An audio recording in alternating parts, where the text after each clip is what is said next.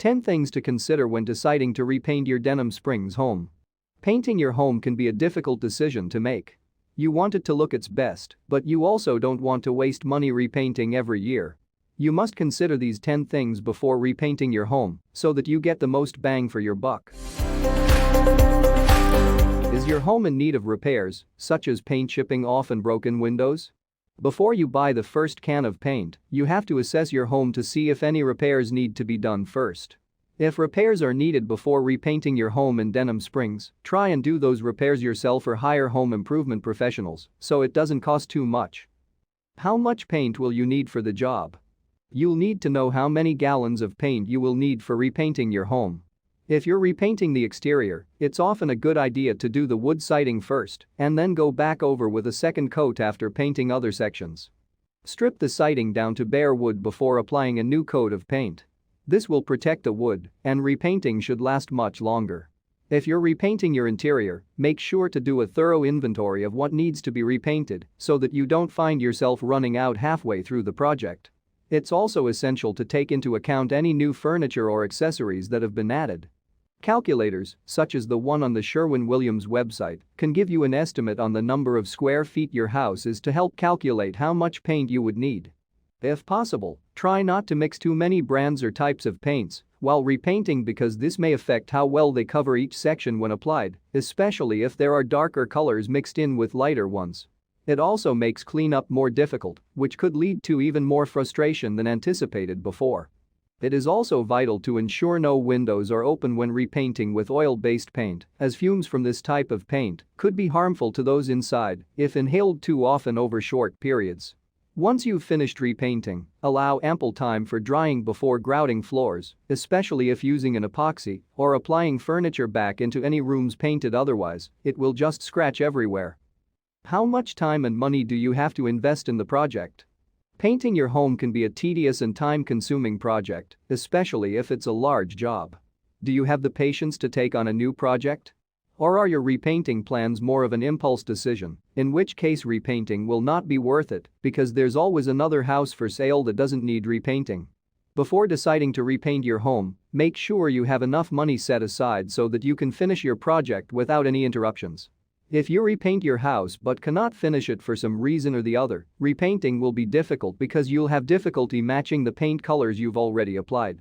Painting does take considerable effort. It's important to ask these questions before starting to save yourself from unnecessary work later. Do I need professional painting services, or will I be able to paint myself? If repainting your home won't be a drain on your budget, it's time to decide whether you'll be doing the painting or if you will be hiring a professional to take care of the job for you. It's best to hire a professional for your painting project for several reasons. They will be able to use the most up-to-date painting techniques. You won't need to purchase paint, drop cloths, or other supplies because these are included in their services, and if anything goes wrong, there is someone who can address it. While repainting yourself may seem like an attractive option because of its low cost, it also has significant drawbacks that you shouldn't overlook. You'll have no one but yourself to blame when mistakes happen. You end up having to repaint everything again. What mood are you trying to create by painting your home a new color? Believe it or not, the color paint that you choose has a significant impact on the mood that is created in your home. If you want a calming and relaxing room, try using light colors like green or muted tones with an earthy feel. For something more cheerful and playful, go for bright primary colors like yellow or reds mixed. For a splash of joyfulness, use pastels. The mood can also be affected by the color variation throughout rooms. If there are too many grays, it will make someone depressed, but if there's enough variety, it creates depth within the space. Therefore, repainting your home should not only focus on choosing one paint color. This choice may have been made when initially purchasing furniture, so it's best to consider which type of mood you'd prefer before you start painting. What colors are you considering painting the walls? Light or dark shades? When painting walls, remember the colors, such as beige and browns, are not complementary colors. They often create a dull mood that will make your space seem smaller than it is. So if you're repainting the walls of a room with these types of color shades, then I recommend repainting them in complementary colors like yellow or green to add life into the room and provide contrast from all the other neutral tones present within the space. Consider what type of mood you want before deciding on paint color, said Alexia Montoya Lopez, an interior designer living in New York City. She specializes in residential design, including painting spaces. That's why it's so important to have variety when repainting this way. There can be something for anyone. Dark walls can be a good idea if you want to create the illusion of more space, but they can also make your home feel smaller and closed in. You can spruce things up by painting an accent wall with a bright color. Is there a specific area of your home that needs more attention than others, i.e., kitchen, living room? Believe it or not, you can repaint high-traffic areas every 2 years instead of painting the entire house every 5. Consider repainting only the interior walls and ceilings of a room that gets lots of foot traffic, like your kitchen or living room. This can extend the life of other parts of your paint job by 3 to 4 years. How does foot traffic impact paint? It would be best to repaint high-traffic areas more often than non-high-traffic areas because they are exposed to dirt, dust, and grime, which will further wear down on their fresh coat. Children are notorious for spilling food and drinks on walls, windowsills, and other painted surfaces in a house. They can also put their dirty hands on walls and other surfaces. A good rule of thumb is to repaint children's rooms every year to 18 months and repaint high-traffic areas every 3 years. If you have pets, repaint your kitchen and living rooms once a year to keep the dirt from accumulating in those high-traffic areas, while still giving other rooms a breather between being painted. Do you want to paint all walls or just one wall at a time? Depending on the time you have to invest in your project, you may have to decide whether you're going to paint all the walls or just one wall at a time. If you want to repaint your walls but don't have the time or energy, then it may be worth hiring a professional painter for this job. If you lack experience in painting and need more instruction on repainting a wall within specific guidelines, consult with professionals before repainting your home. Badly painted surfaces can lead to peeling paint down the road, which will cause damage not only to your newly painted walls but also other parts of your house, such as floors, that were never part of the repainting project. If you have friends who know what they're doing when it comes to repainting, seek their advice first. If you have a 2-story home, consider painting one floor at a time. You may find it beneficial to repaint the walls one color while you're waiting for your paint to dry on the other floor. If you have a 2-time-a-week painting schedule, try using water-based paints that are easier to clean up and do not require as much time between coats.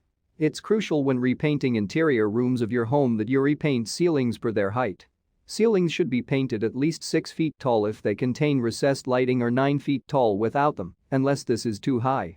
If you don't know how high your ceiling is, consult with an expert before starting any work. Will this be an inside-only or outside-only project? Are you only painting inside? Are you painting your home's exterior? Are you staining your deck? Repainting your fence? All of these are questions that you should ask yourself before you start your project. Inside and outside repainting is different as you have to consider the exterior paint's ability to withstand weather conditions such as sun exposure, rain, and snow.